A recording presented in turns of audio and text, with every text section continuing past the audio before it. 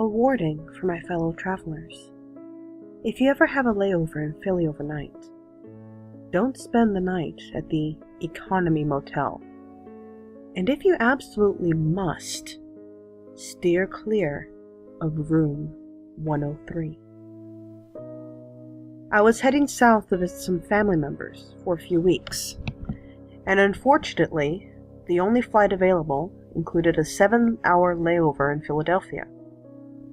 Not wanting to spend those hours huddled outside the airport, I rented the cheapest motel I could find, and took the shuttle over at about 11 p.m. The place was just about the shadiest looking motel I had ever seen.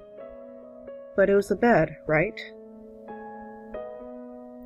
I checked in and headed to my room, 103. Exhausted, I immediately collapsed on the bed. A bit lumpy, but not terrible. Not bothering to take my contacts out, I closed my eyes and let my thoughts wander. I was yanked back to reality by a loud grumbling from my stomach. Right, the airline hadn't fed us. Annoyed, I dug around in my bag for one of those microwavable soup cups, which I tossed into the room's microwave. As the microwave rattled away, I noticed a piece of paper wedged underneath it. I yanked it out and unfolded it. There were 2 words scribbled on it hastily. Don't look. Whatever. I tossed it aside and retrieved my soup. Feeling lonely, I hopped online to see if anyone was on. I was in luck. My long-distance boyfriend happened to be on Skype. I called him up and we chatted a while, trying to keep our voices down. Eventually, though, he had said something that made me laugh, and I heard a muffled curse come from upstairs. Feeling guilty, I said my goodnights and ended the call, with the intention of getting a bit of rest before my next flight. As I lay in the now-dark room, I noticed a thin stream of light coming from where the curtain didn't close completely. Annoyed, I got up to close it. I was almost at the window when I heard it. I can see into your bedroom. The voice sent a chill up my spine. It was very quiet and high-pitched like a child's. It was so soft, I wasn't sure if I hadn't just imagined it. I shook my head and reached for the curtain. I know you can hear me. I'm at your bedroom window and I know you can hear me.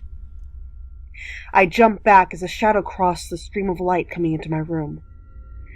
I definitely hadn't imagined it that time. There was a voice directly outside my door. Someone was out there looking in. I jumped back into bed and pulled the covers up to my chin. I'm at your bedroom window. I know you can hear me. I can see in your bedroom. Are you listening to me? I know you can hear me. Come, take a look.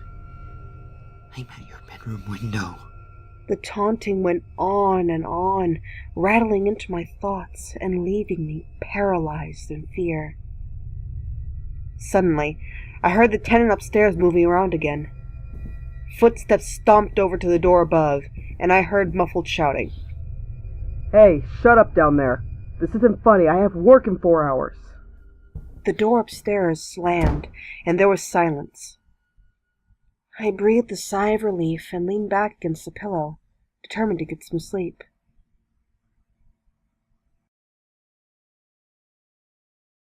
I'm still out here.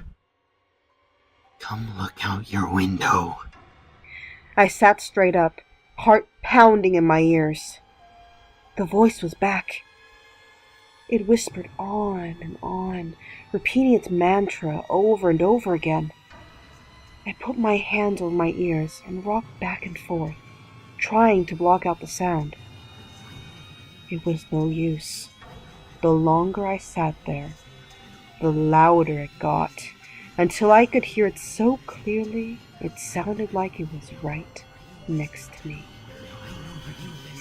Frantic, I picked up the phone and dialed the police. Stammering and stuttering in fright, I managed to give them the information. Where I was, what was wrong. Please help, I'm scared. I didn't care if it was a prank at this point. My mind was reeling in terror. The officers assured me that they'd be over shortly to see what the issue was. I thanked them and hung up the phone. As soon as I did, silence descended over the room. It wasn't just that the voice stopped. No, utter silence filled the room. The air conditioner stopped. The street noises outside ceased. Even the faint hum of electricity from the TV and lights went away. It pressed on my ears with a tangible heaviness that sent shivers through me. Next to me, my phone rang. The caller ID told me that it was the police station calling me back. Cautiously, I picked it up and answered. "Hello?" I whispered. They aren't coming, Growled the voice. And every light went out, plunging the room into complete and total